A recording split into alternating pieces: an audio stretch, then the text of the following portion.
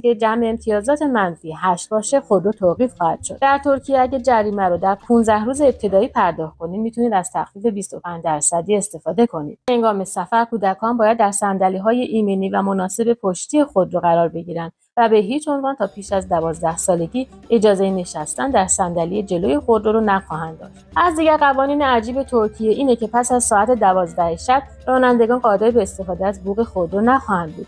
در صورتی که راننده پس از این ساعت از بوق ماشین بدون دلیل استفاده کنه به طور قانونی مورد توجه قرار میگیره و متحمل مجازات مالی خواهد شد.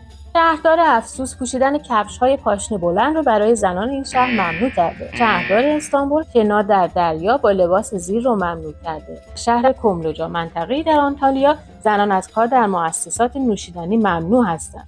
در شهر آلازیک در شرق ترکیه بازدید شبانه از قبرستان‌ها ممنوعه. همچنین استفاده از عکس دختران با لباس شنا